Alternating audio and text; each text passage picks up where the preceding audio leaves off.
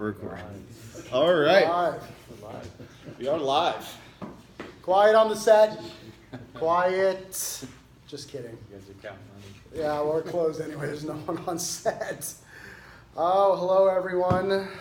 I'm Christian Delaglacea, First Surf Shop Division Wynwood. I'm doing this backwards because normally Bradley does this. I do. Do we? I don't know how we do it. I'm Brad from Thank You Surfing, and we've got a special guest here today. Terry TQ Quinlan. Thank you. You're welcome. It's Nice to be here. February 23rd. This is episode number 7, which means that we've done this 7 weeks in a row. 7 weeks in a row. You believe that? You got tired of me yet? Not quite yet. Whoa. But I did have that one reprieve while you were sick. I think we might need to schedule those in for our own mental health. Yes, absolutely, because I'm a lot. And as a matter of fact, it got a lot of views. Turns out people want to hear what a nuke has to say. Really? Yeah. Are you coming after my job? I think she might be better at it than you. Probably. It's not that hard. But having that different kind of person and energy in here. Yeah, no, it was cool. And I'm doing it with Santi last week. How'd that go in comparison? I think that was having me and you and Santi, but then with the nuke was a little bit different. Right. But I think just having the different perspective, having just people mix it up is pretty cool. TQ, have you ever done this before? Not at all. All right. You guys should do a demographic study and see who's the heavyweight and who's the lightweight. I have done the demographic study, and I can tell you where all of our audience lies. I'm not surprised. And we're pretty much all over the map, just like the lineup pretty much is. Yeah, just like me usually. All over the place. For sure. Well, luckily we do have an agenda to keep us on track. Thank you for being that agenda. I am quite organized. So, local happenings. We've got some things going on this week and this weekend. Yes, tomorrow being Saturday. Tomorrow, Saturday, yes. But then there's Sunday that follows it, of which there is a paddle out for the memorial for the kids that passed away and were killed at the Douglas Memorial, at the Douglas High School. I'm sorry. Yes. Totally butchered that. My apologies. But if you want some more information, it's on Sunday. It starts around 12-ish in Deerfield. Check out Island Water Sports' Instagram and you get a lot more information on there for that. Yeah, so I thought it was pretty interesting that they're doing a paddle out. I think that there's as a surfer, you know what that is. But as a member of the community, I don't think you necessarily understand what even happens at a paddle out and why it can be so helpful to help people kind of grieve and heal. And I mean, as surfers, we're very lucky to know that going in the ocean helps. And we don't understand why necessarily, but when you get out of the water, you're a lot happier than when you were in the water. Right, some sort of natural connection in the ocean, and wherever somebody goes after they've passed, it's maybe that connection that you can speak to them, Yeah, I don't know. I mean, it's a very special thing to do a paddle out, and I know, here when we did the paddle out for Tony, it was impressive. It was a very moving experience. I found that after that, almost the whole surf community that was here, those that have been here for a long time, and those that are kind of transplants, and those that have maybe just got into surfing, might have been here or lived here their whole lives, everyone got to see how big the surf community really is, because Miami's not really known for surf. We're not like a huge surf town, and we haven't been, right, since forever. And most people come here, and what do they say? Oh, waves in Miami, really? Yeah. And it's true, and we really have a lot of people, and they're really dedicated, and they're really hungry, and they really love the sport, and love everything that involves with it, from community to everything else. And it was impressive. We had 300 people in the water, another 200 on the shore. Yeah, it was pretty crazy. So, and you don't have to be surfing all the time, to feel that love and that energy and whatnot. I think that's what people felt by being there, that energy that we all share for the love of a person that we're celebrating. But that speaks volumes for who he was, to have that many people around. Absolutely. Yeah, it was a huge outpouring of love and respect for who that guy was, and I guess it just came out. Right, and it's amazing to see the collection of people that are getting together because of that horrible tragedy, and where they want to see a better life and a better tomorrow come from. And so hope, it's such a sad thing that we're having to memorialize and celebrate these kids' lives before this happened, but it's happening on Sunday. Deerfield starts around 12-ish. Check out Island Water Sports' Instagram. Be able to get some more information on that. And you know, as It'd be sad great. as it is, Everyone will come together, Right. and it'd be a big community event, Right. and I'm sure a lot of people will understand surfing a little bit more, will understand themselves a little bit more, and maybe will start to heal a little bit from what they've gone through. I mean, Yeah. it's just crazy. terrific tragedy. It's crazy. Apparently I didn't change that. Please hold. And we're back. Sorry about that little brief break. Caroline, I'll call you in a second. She can relive. Moving on past that, not much going on here for activities here at the shop, both at First as well as Division.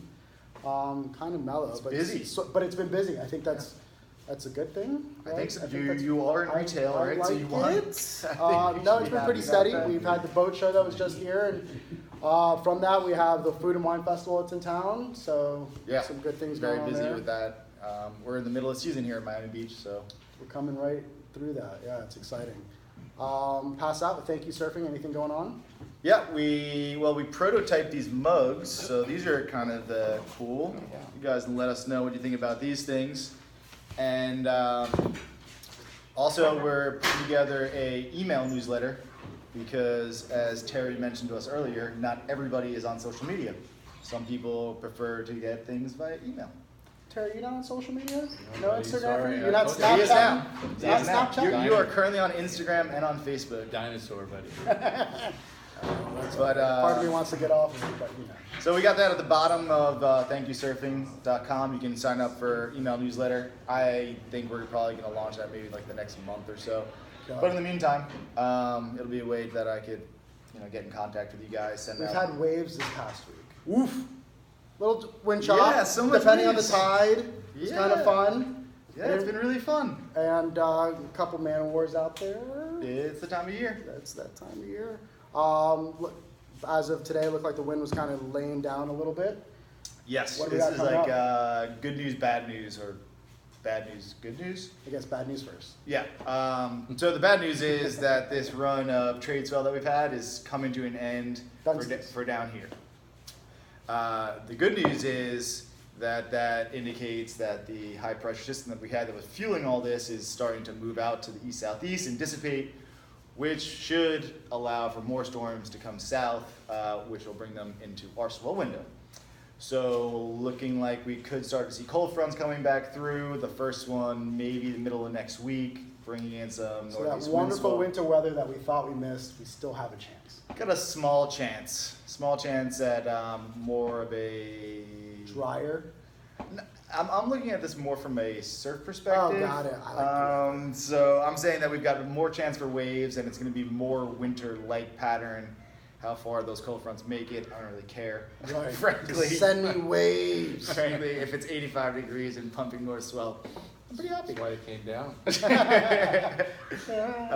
And then, after the middle of next week, where we should see the pattern start to shift and get some northeast wind swell or something, maybe 10 to 14 days out, we're looking at a bunch of lows potentially moving off the coast in the mid-Atlantic, which is right in our window. So it's Crossing our fingers. yeah, definitely crossing our fingers. It's a good change. If you want to cheer for winter, this is your chance. Last shot. Yeah, I mean, we've had good cold front swells here as late as like middle of May. So it's not out of the realm of possibility to get them that late, but typically we're kind of ending our season in March, coming to April. Right. So Terry, back into winter for a Yes, little sir. bit. gotta ask you a question because it kind of like I heard you say March, like yes, this is something you followed years over years or years. When did you start surfing? What year and where? How old were you? I was probably around 12. I'm going to say 1961. Okay. Somewhere in that range. I was introduced to it by a longtime friend of mine that still surfs actively. And I didn't even have a board. And I actually bought my first surfboard in Dudley Whitman's front yard. from his daughter Renee, who I was infatuated with. She was 16 years old. Maybe we should give a little bit of background on the Whitmans, just so some people have Well, some context. that was my first encounter with Dudley, because Dudley actually came out to supervise the sale. And the Whitmans are? Well, Dudley Whitman and his brother Bill brought surfing to Florida and to the East Coast. They were friends of Tom Blake and other legendary surfers, and they had gone to the islands from way back in the days of the World War II. They were actually, Dudley was a pilot. He was flying cargo planes back and forth during the war. It's crazy. And that's how they got introduced to Hawaii, and they actually met the Duke, and there's all kinds of stories that are attached to how they were accepted, because it was Bill's surfboards that he was building, handcrafted wood surfboards like this table, but they didn't use nails. Bill was using dowels Yeah, those wood dowels to put the boards together, and they were hollow, so they were much lighter than the Hawaiian boards, and that was the intro to get them sort of bonded to the Hawaiian guys Wow. that were surfing. And they knew Tom Blake from California, and they just brought surfing to the East Coast, and in particular Florida, because they came here, and they actually lived, in the early days they were somewhere around the 30s block, Mhm. on one of the side roads. Uh-huh. And as I said, my first encounter with Dudley was in that front yard buying Renee's board. I would have bought anything from her that day, because she was really so cute. Well, And I mean, does Renee know that? Did she Renee ever know knows that. Okay. Renee and I are still Just friends. in case you're watching. Hey, Renee you and I drifted in a frame? are Oh, still yeah. friends. Sorry. I've actually run into her at a couple of functions. One was the huge surf archives that they did up in Boca a few years ago. Mhm. Oh, cool. Her and her family were all there, and Renee and I talked about the board and Yeah. all of our old history and so forth and so on. So that was how I met Dudley, and So that was your first board. that was my first surfboard, was Renee Whitman's board. Referring back to kind of where I started the conversation in regards to hearing Brad say about, weather patterns coming into March, Okay. and you saying yes, is it crazy, is it amazing to you how, where technology's come to be able to forecast and understand that, and then how much of it is just like in your elbow? Like you just know, over years and years and years, you're just like, okay, we're expecting this. Well, And I actually think in the old days it was easier to tell when there was actually going to be a true north swell, a ground swell, not so much a refraction swell. why is that? I just sort of went over this with Brad a little earlier, that I have my own sort of theories of why there was more waves back then that were real waves. And one is that there's more inlets that go out into the ocean, and as the tide pulls out, all that water's rushing through all these inlets, and Mhm. as the swells keep coming south, they get degraded coming through the inlets, and Interesting. along with the islands Right. that are out front, as Right. we all know. And then the dredging that they did in the early 70s, the beginning of the dredging, where they pumped all this, it wasn't even sand, it was like limestone almost. I mean, off the bottom of the Right. ocean, 20 miles out, and they threw these huge pipes all the way to the beach, and they pumped all this stuff in that covered up all the natural reefs that were all right offshore here. And in my eyes, they ruined a lot of the breaks along with the reefs that Right. we had all this tropical fish floating around, so forth and so on. But they also changed the bottom of the ocean where they were dredging. And so that factored into how the waves came Right. in compared to Reducing what the they used energy to or do. just changing Yeah, the it direction. changed everything. Right. So spots like 21st Street, that was the premier spot in Miami at that time, very similar to Reef Road, Mhm. the way that it broke, is totally gone compared to what it used to be. I've heard stories that it's back a little bit, but whenever I've looked at it, it never looks like those days. Right. But in March, there was always still north swells. And in the dead of winter, we used to get probably 2 real north swells a week. Right. That was sort of the pattern in You the guys- 60s. you guys hear that? In the 60s. 2 north swells a week. All week. That would make this like a real surf spot. Well, I mean, it was limited. It was only for a few months. You know, I'll take it. no, Are you but- offering? Because I will take it, Terry. but it's Sign my name right here. But, I mean, there's I'll guys coincide. there's guys that I grew up with that would actually say that that's the truth. That's the way it used to be. Richard Carmel would be one Right. of them that would verify that. We've talked about that many times, that the north swells were more frequent, and they were real ground swells. They weren't the refraction swells. Right. Yeah, And there's I've heard this. and it's a big difference in just the way the waves look when they would come in. What are your thoughts on the inlet theory in regards to sucking away some of the energy of a lot of the swell coming down? Oh yeah, I mean, it has to happen. Right. There, I mean, It's interesting. physics. Right. So you can't be wrong about that idea. I have never even considered it. I mean, those inlets, as far as I've been around, Right. have always been existed. there. Right. So it wasn't a consideration. Now, I will tell you that I use inlets, to my advantage, and I'll say that certain spots pull in more swell because you're closer to the inlet, because there's deeper water offshore because of dredging, and also the fact of like getting out of the wind and stuff. You can Right. go to the north side or the south side depending on. But as far as it, weakening a ground swell as it heads south, especially on an outgoing tide like you were describing, I mean, if you look at my report every day, you can see, depending on what the tide is doing, the government cut. And on the outgoing tide, there's definitely a discoloration Right. between the ocean water and what's coming out of the cut. And that is enough flow for sure to change the way a wave is coming at the shore. And so you multiply that by how many inlets there are moving north, and it would be hard to ignore that factor. Yeah, I mean, what I'm talking about is real ground swells, not the Sure. trade wind refraction Yeah, no, swells yeah, like yeah. you would get now, like Right. where Haulover Jetty would Yeah. actually, if it was, the wind was Right. out of the southeast and it's Right. pulling 15 or Right. 20 or even more southerly, that wave is actually gonna be better. Correct. It works both ways. Right.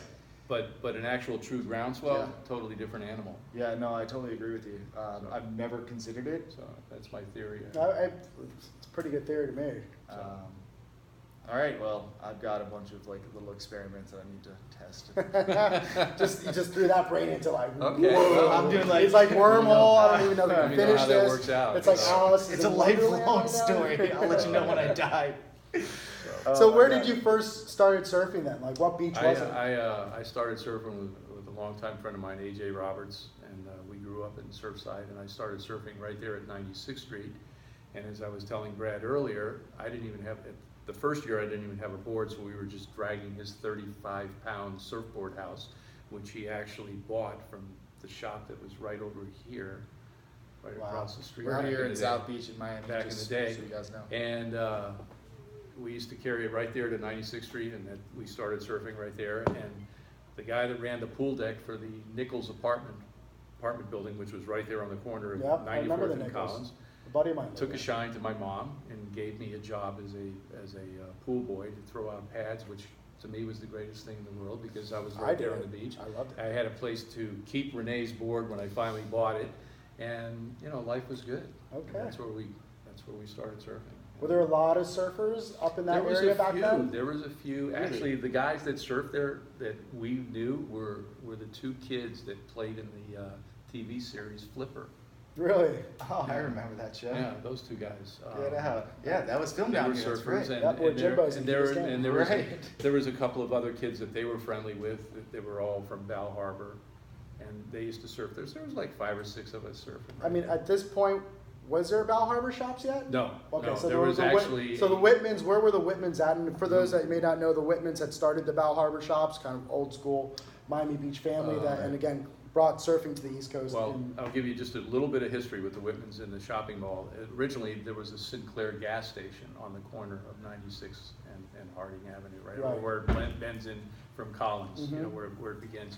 And they couldn't get enough financing from the banks back in those days to build the shops. Nobody believed in the philosophy that Stan Whitman came up with. which was like a mall. Well, a high-end mall. Yeah. Oh. To bring in like really, call brand stores, like really big name stuff that, now is like cheesecake down here. It's Right. Matter of fact, Cartier. the originator of the mall, Morris Lapidus, built Fontainebleau. Yes, he did. Or designed Right, Fontainebleau. right, Morris And- Lapidus.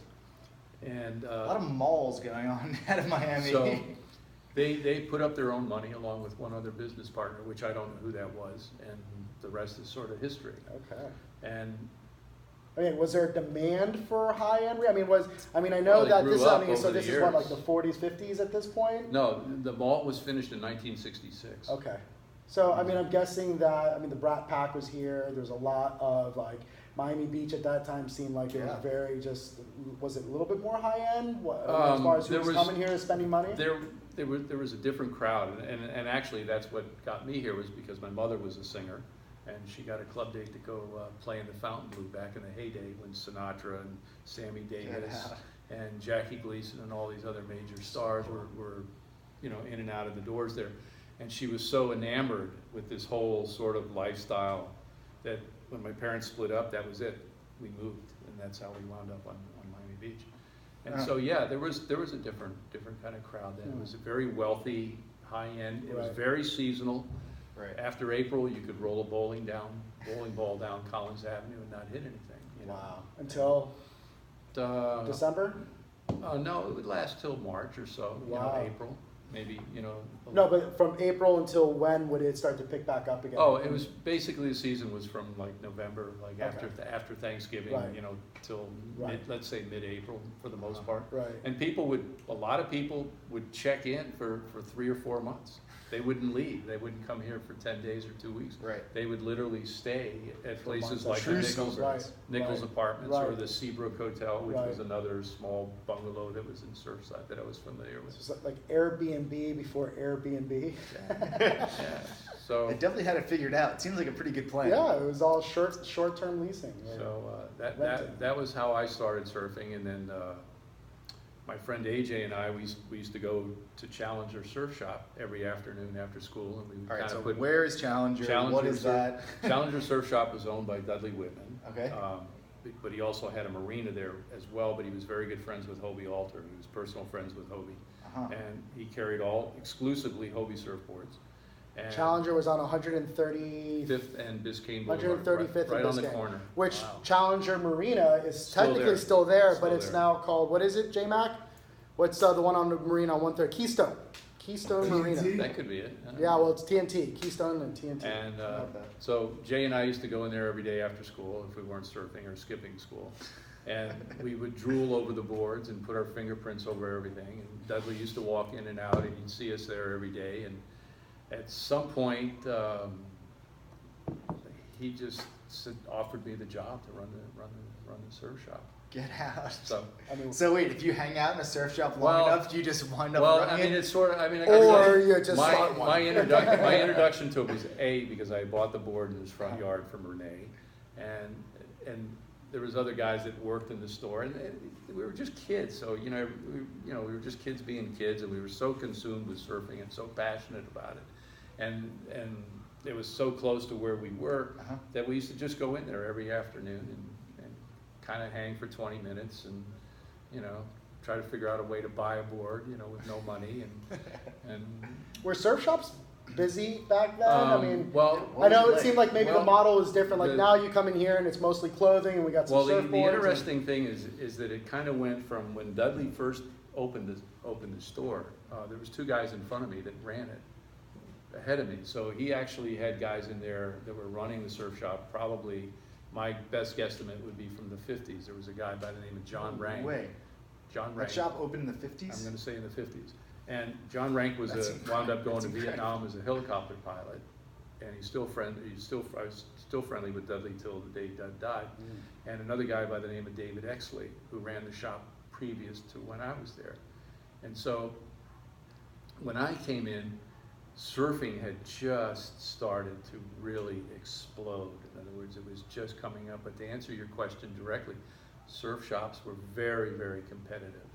Bird Surf Shop originally was down the street from me in the old wax museum. The building is still there. I don't know if you're familiar with it. It sort of looks like a Biscayne little Boulevard? castle. It looks like a little castle. They may have taken it down by Right. now, come to think of it. Huh. But Bird sold it to the Mann brothers, that location, Paul and Mike Mann. And then Mike Mann, of course, moved to Sunny Isles. And eventually now he's up in Melbourne Right. with the Longboard House, Mike Mann, who owns the Get Longboard out. House. Really? That's Wow. so Right. But- blowing my mind. Wait, but- so the Longboard House originated Out of Vine Bird Surf Shop. Well, in other words, his brother, Paul, was the one that ran Right. that particular store, and Mike was in Sunny Isles at the time. And then Bird moved to Sunny Isles. That was the first Right. major move that he made.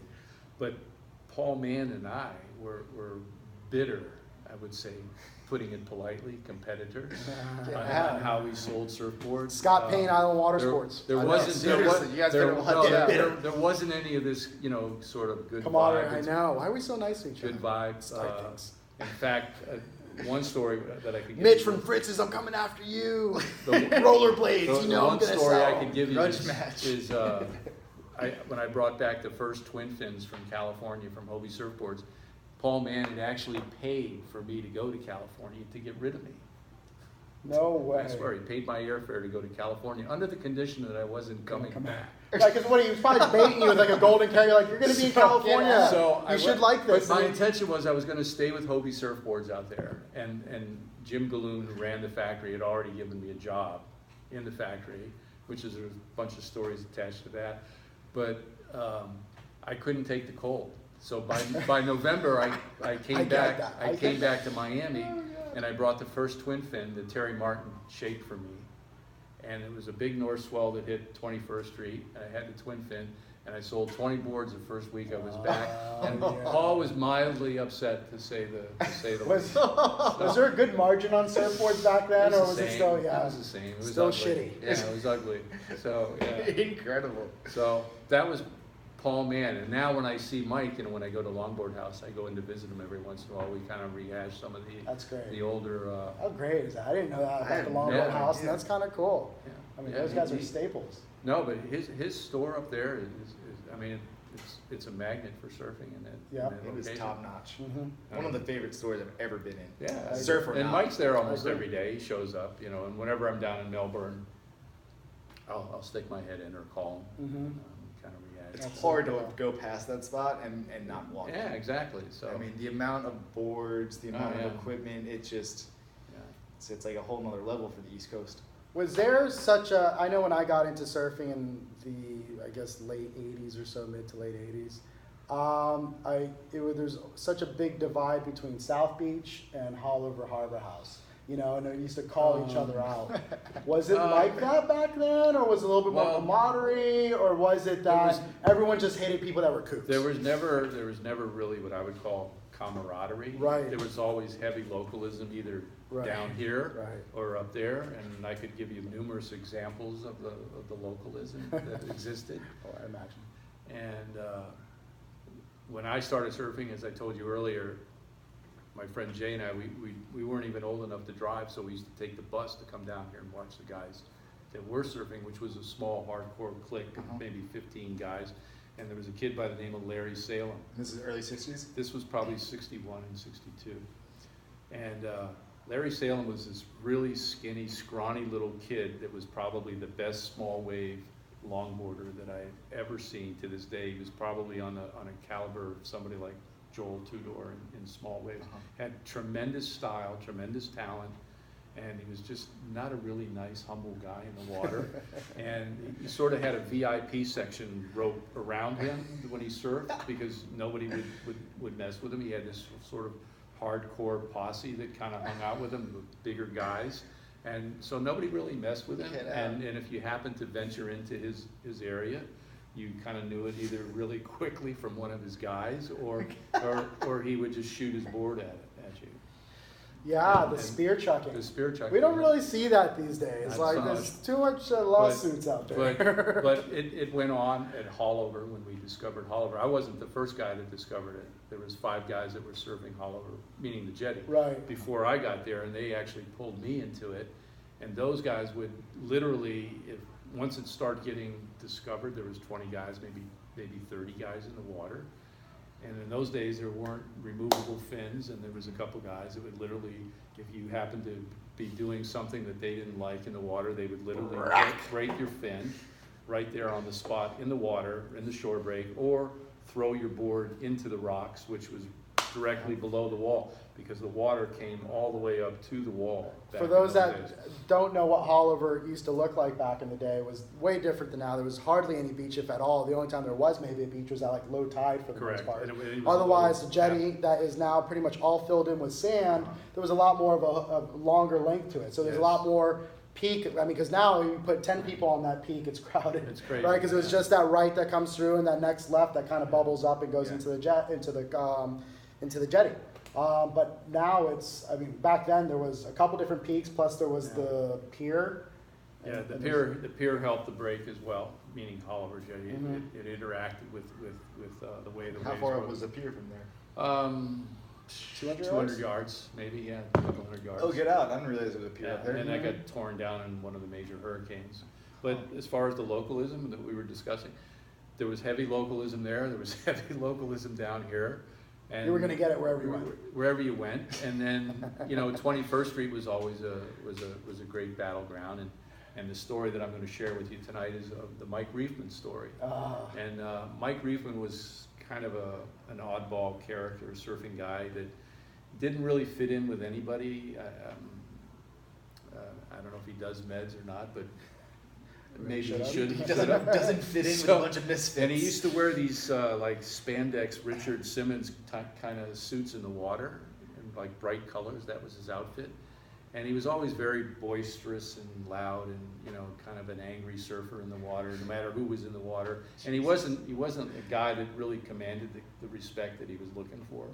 Was his skill level not there to command that? Because that's usually the case. That's exactly what the point. That's usually my what time frame was this that we're talking? This is probably, I'm going to guess and say this is 68 or 69. And there were some kids that used to surf Sunny Isles that were known as the Giles brothers, and the smallest of them, Gary, used to kind of get beat up by his two older brothers. So he was a tough little kid, and he used to surf 21st Street. So one day we're out in the water, and Gary Giles and Mike Rieman get into it. Rieman's probably built like Chris. He's a bigger guy, and Rieman, of course, singles out the smallest guy in the water, which happened to be Gary Giles, and starts giving him a lot of lip in the water, trash talking, this and that, and blah, blah, and one thing leads to another, and Rieman says, let's take it up on the beach, and off they go, and Gary Giles walks up and finds a piece of essentially what was driftwood, and essentially like the size of about a 2x2 board, and does a pirouette standing on the beach and swings the board around his body and smacks Rieman right in his face, right in the kiss, right on his teeth. This was the only punch that was thrown in the whole event. And how did that not knock him out? It did. It knocked his tooth. Well, knocked his two teeth. We haven't gotten there yet. Right. It knocked out Rieman's two front teeth, which to this day, to my knowledge, they haven't grown back, nor did he bother to go out and get caps. No way. So I've actually heard that Mike Rieman is a good whistler. No. Well, he's actually a security guard, or he was at an apartment complex, a townhouse complex, I think where Randy Rose is, because I was actually talking to Randy about it not too long ago.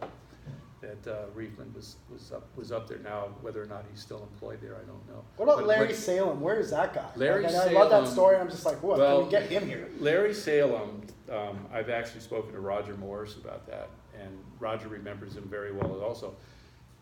Larry Salem was the total eccentric guy. He was like the Mickey Dora of Miami Beach. He was not a friendly guy.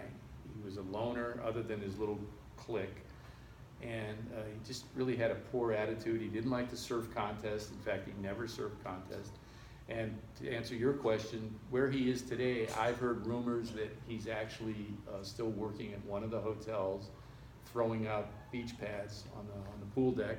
Doesn't drive a car, and is just basically going on a limb. Probably no Instagram or Facebook. I doubt it. Okay. I would doubt it. But I don't think he's listening to this. If you're listening, Larry, you're always the greatest longboard small wave rider I ever saw that was down here. Period. And apparently a really good spear chucker too. You were going to take I get it. Yeah. Come back to the lineup. I'd love to see some of that longboarding. That was the Larry Salem that I had. That's incredible. But he's disappeared. But I've heard rumor that he's still here. Rogers seems to think that he's in one of the hotels somewhere.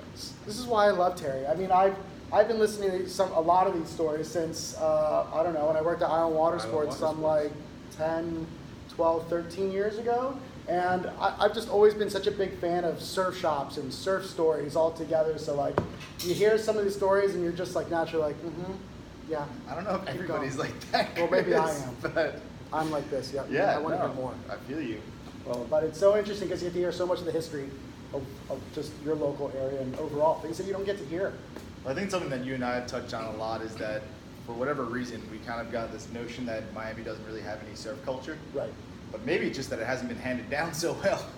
Right. I mean, that could be part of it. I mean, we do have a reputation for being like super transient. It's like I'm not from here. Right. I don't know if I'll die here, you Yeah, know, so well, like that, you that know, means something. The irony of the surf culture is that the Whitmans created it, but they were never boisterous about it. They were in their own element doing their own surfing, and they didn't really participate in the Miami Would you say it scene. on a level of humility, or would you say it's that they just didn't want anybody else doing it? No, So they're like, Bill and Dudley were true innovators. You know, they created the first underwater camera.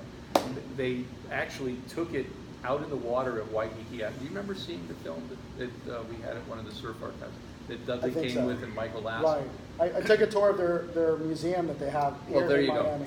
go. But they created this underwater camera, put it on a barge out in the number 3s or canoes on Waikiki, and they shot like the first water shots of all the Hawaiian surfing in the 40s. I mean, who thinks of that stuff in the 40s? And in the 50s, Dudley, you know, from his flying days, and he had his own plane, was flying over to Eleuthera anytime that the winds and wave scenario was correct. And imagine what wave Oh casting my was like gosh. back then, Now- to go ahead and be a, But not only I that, think I'll go to the Bahamas. nobody was flying. Go to the Bahamas is a good idea pretty much all the Always. time. So that's an easy one. Nobody was flying anywhere in those Yeah, days of to course. islands to go on a surf trip. Dudley had it wired. He had boards over there. 'cause I'm sure it was pretty A raw house over back there. then. It was pretty rare. It Well, was I'm like- gonna tell you how raw it We're out was. here. The first time you took me over there, I was probably 18. And it was myself, David Exley, and John Rank, and Dudley flying the plane. And Dudley, you know, obviously from his war days, was a rather exuberant pilot. And when we got over there, he decided he wanted to go down and take a look at the surf break. So here we are at like 10 feet over the water. So here we are at probably, you know, 8,000 or 9,000 feet as we're coming in, and he decides to do a full bank with the plane and do this big dive down on Surfers Beach. And he goes into this full dive, and I'm sitting in the back of the Oh. plane. And I'd never really experienced a small plane before. So I'm sitting in the back, and I've sort of got my hand over my mouth. 'Cause Sure, I 'cause that's really- where your stomach's at. You're like, because I don't want to throw up in his plane, because I know it's the last time I'm going to be getting in the plane if I do. So he comes down and he does this little sort of scoot along the water and then climbs right back up, and he knew exactly what he Of was course doing he to all was. of us, right? he's rousting you guys. Right. So Easy. the airport back then, there was no airport. It was a runway with a tower, but there was nobody in the tower. And the person that came out to greet you when you got off your plane, you know, and there was no real airplanes. We had a small plane, and that was it. The guy that came out was a little Bahamian kid with a shoe shine box and wanted to know if you wanted a shoe shine. That's who greeted That's who you. your traffic controller is. Am I Exactly. clear to And Sure, did you bring immigration. shoes? So Yeah, and it was immigration. So he had a house back And your then, bartender. and he used to, and Have I seen you at the? Aren't you the same guy from the?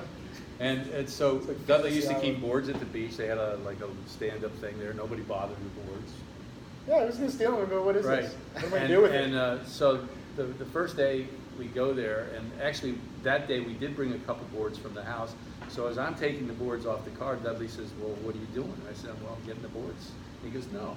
And he reaches into the station wagon and he grabs his big old machete and he says, "Here." He says, "You need to go cut some grass to get us through to the beach, because the sawgrass was so high, there was no path to get to the beach." Grom's So- paying dues. There you go. It's like, That so doesn't as I was- happen Look, I know anymore. you think you're doing something here, but I'll take care of the boards. You need to take care of hacking through there the you jungle. go. right So here. I was the gopher. Take all mosquito bites. I was the gopher, and I was pretty exhausted by the time I got us through the beach. But it was a great experience. That was smart. He was like one less person in the lineup. But He's like, of course I bring guys with me. Yeah. How else am I going to get So- to the beach? And ironically, in those days, there was really nothing there, and Surfers Beach it's a left-hand point break Right. reef, and down from the beach, like 200 yards, it would be like us looking at from like Hollover Jetty down to Hollover Pier to give you the depth. And there was all these sharks that were like just spinning Yay. around in the water. So I'm in the water, and I said to Dudley, "Doug, what's that all about?" And he goes, "Oh, well, there's a chicken factory down there, and they pipe out all the mulch right there, and all the sharks just hang out there and feed." So that was always a little intimidating. You think? But then I thought about it, well, if they're down there and they're really eating well, why would they bother to come up here? Yeah. Well, there is a little truth to that, So, yes. Well, have you ever looked down the beach and saw another peak and you're like, you know, it does look kind of good down there. Maybe we should go check well, it. I don't know if the chicken factory's still there, but that was just another Whitman story. But those two guys were so far ahead of their time. Wow. In so many different ways that they were just incredible innovators. Yeah, I got to meet them later, way later in their life, and got to understand that and go through their museum was so impressive. I've never got a chance to do that. Dude, it's Yeah, so it cool. is. They've It got really just is. so many great things, and you feel like you're just walking back in time. And it's just so enjoyable to be able to still capture, know it, and then hopefully be able to pass it on to others of where our cultures come from locally. And I met them at Expo. Remember I told you it had been like 15 years since I was at Surf Expo? At Surf Expo, there was like this, the film I think you're talking about was playing on like this little TV, and I was like, this is weird. How is this possible that someone has this footage? And it's like, how do you, Well, what? And then he was there, I think maybe with his daughter. The story behind that film is that they filmed it back in the 40s, and they canned it. They never did anything with it. And somewhere, when Robert Kahn, who's still involved with Right. the family, they reproduced it. They pulled it out of the cans, and the film was still good. That was the most amazing thing. It was 8mm film, and it was all still good. And they got it, I guess, digitally reproduced, or however that kind of stuff is done. And they put it all on one big thing and edited, and it's really a picturesque view of what Hawaii was really like in the 40s. It's not really a surfing movie per No, se. of course. But It's a cultural. It's a right, movie. right. But about Hawaii, the way Right. Hawaii was. But the thing that always struck me is what I said earlier about the water camera, and these guys had a water camera out on a barge. In the You need to middle. think to do that. Who would do it? Yeah, exactly. That's so bizarre. And you know, my attitude towards Dudley was, you know, I would have been a bag boy if he didn't give me the job. I'll be in Publix today because I got through college because of That's so a super cool story. Ah, that's unreal. so that was my beginning surfing. I'm so I mean- glad that you still stop by the shop and still, you know, Oh, it's always a toss pleasure. the stories. It's all a pleasure to come So in good. and see you guys. So It's, all it's, good. it's pretty incredible to know that really that surfing on the East Coast started more or less here. I don't know if there's any. I mean, I think Tom Blake surfed in Atlantic City pretty early on. Well, there's a picture, it's probably in the museum, of when Bill and Dudley were youngsters like you, Right. like you, Brad, where they were surfing like a contest up in Daytona Beach, probably. Is that the one with it standing all the different types of Yes, sports? yes, Well, yeah. actually, there was that. We were all, well, you and I, were in an Ocean Drive magazine and spread Oh, that's- probably oh, I about saw that. Okay. 6 years Yeah, I've ago, seen maybe that, yeah. 6 or 7 years ago, where Dudley was a part of it. I think that was actually a couple months before he passed. Yeah, It was like that was maybe the last about time 2 I or saw 3 him. months. That was the last time I saw him. And I know in those articles there was that one picture that's a pullout of that. Whatever year that was. I still have that magazine Yeah. somewhere around here. It's online. Oh, you've seen Oh, it? it is online. Yeah, Oh, you're right right. on. It is, that's right. I'll link to it in the blog. It's on the line. Yeah. It's pretty cool So to come that's how across that surfing stuff. was back in the day. So, tell me, I was kind of interested to know about how crowds changed through the years. Everyone complains about how crowded it is now, but I've seen pictures in the mid '60s, right out here, like what I guess would be First Street, and it's more crowded then than it is now. There was, you know, when I started surfing, it was right before the real rush of Beach Boy Yeah, music the and Gidget and all that Gidget kind and of all stuff. that nonsense, blanket right? bingo. Because everybody wanted to be a surfer or look like a surfer. You know, everybody was going and buying hydrogen peroxide. And Hey, look, I'm selling Walgreens, dreams too. Look, You know, Come here, be a surfing surfer. is cool. and Surfing is cool, apparently. But all of a sudden, in the mid '60s, yeah, there was a lot of people out there, and most of them didn't know what they were doing, and there was no leashes, and the boards all weighed 25 pounds or more. So Those are factors that I hadn't considered as much. Kind of heaviness. So until the leashes came along and the shortboard revolution in the late '60s, you know, it was a little wild out there, but more so here than at Hollywood. sure. Really?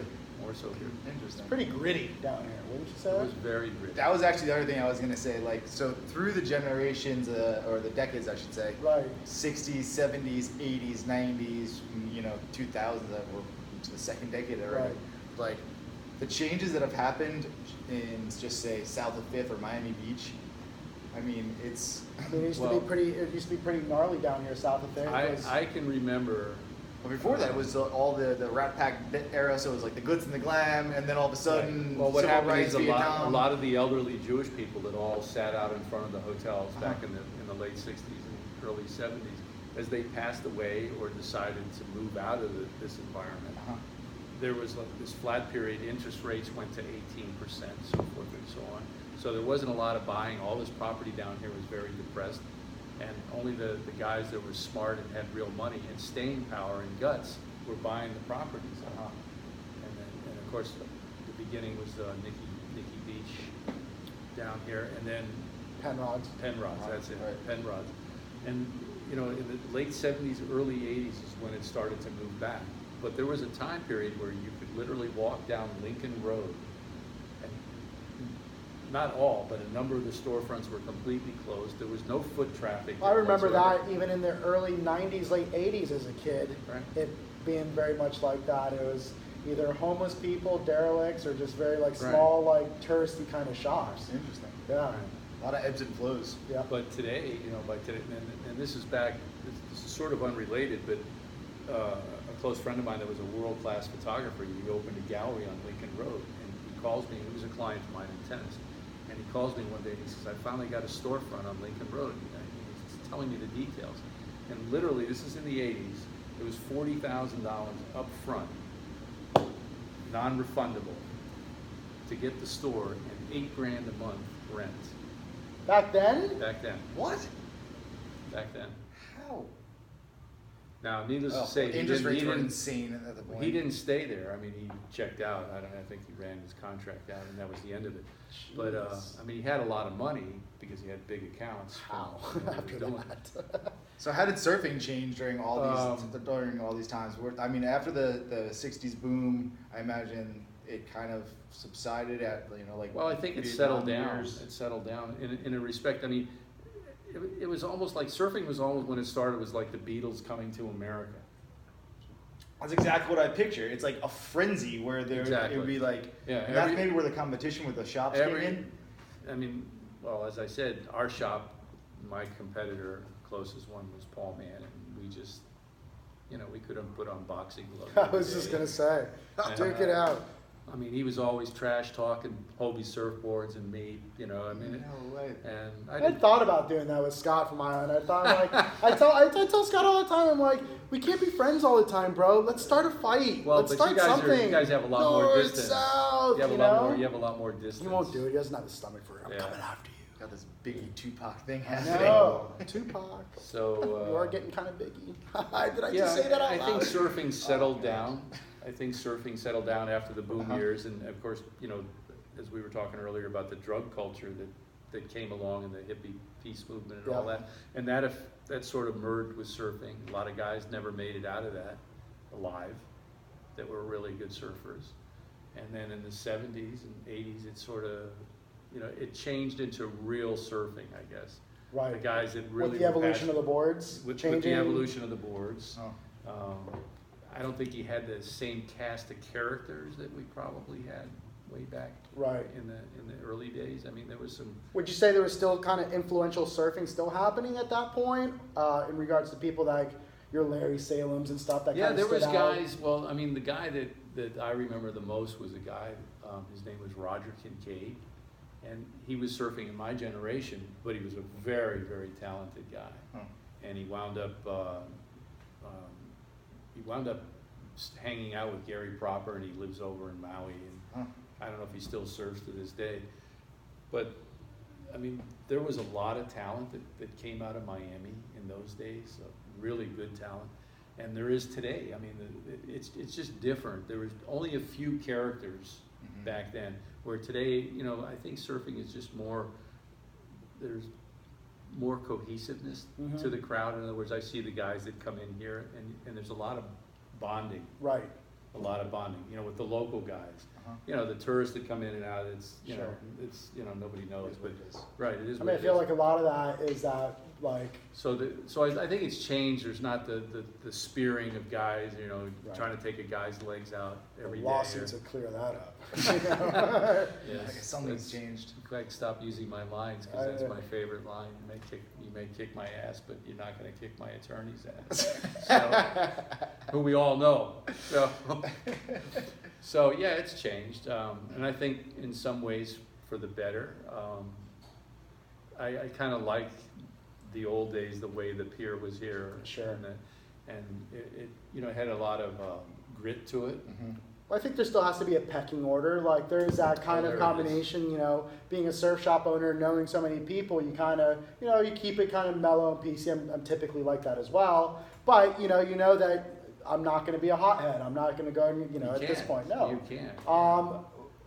But I could still respect and understand having that pecking order. Some, you know, having the loudmouth out there, the barker out there, you know, this and that, Yeah. because those that are just kind of coming into it may have not grown up with it or understood it, but I think it's still such an important part Yeah. of the culture of what we do. But I think also for those that aren't the barkers and the regulators, there's that, you know, responsibility of education, kind of helping people and letting people Santi say, said it last week so Right. good with the trial and error. It's just like, ooh, I'm not supposed to do that? Well, I didn't know I wasn't supposed to do at- that. I just almost got beat up because of it. I guess I shouldn't Well, do that at again. Hollover in the 80s, there was quite a crew. We had the Crute brothers, the Crute brothers. and we had Mike Kaplan, who was Yes, the enforcer he was. back Pretzel then, in seconds. and literally told people, if you didn't like your surfing style, or you were sort of in an area that was not a designated area for you, you were told to go down the beach. Yeah, I mean, that makes That was- total sense. To me, And- that's a helpful and back suggestion. in those days, when Cappy was Cappy, you know, you went down the beach. Sure. So, Kaplan will still put you in a pretzel. so, Jeez. so you had guys like that, and there was a few other tough guys that hung out at Hollover through the years. I managed to just kind of stay below the radar, mind my own business. I was a wall, and still am well, I'm not as much a wallflower, but it was the same thing where I'm just like, don't want to bother anyone. You're a wallflower in full bloom. Yeah.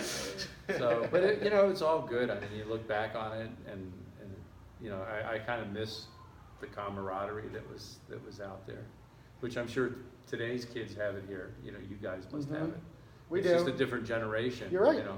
And I get excited when I get to kind of hang out, and it might be only like thigh to waist high and Yeah. small chop, but like you see a bunch of your friends and you're all having a good time, and you're like, you know, you're all. That's why you started doing it. Right. It's supposed to be fun, Right. right? That's what it's supposed to Right. be. It's yeah. supposed to be fun. So, You know, so being able to kind of share and high five and just, you know, Yeah. yeah. So it's, you know, evolution. I think the board thing has changed. You know, changed the game a a little lot. bit. Yeah. So Thank you, Kelly Slater, yeah.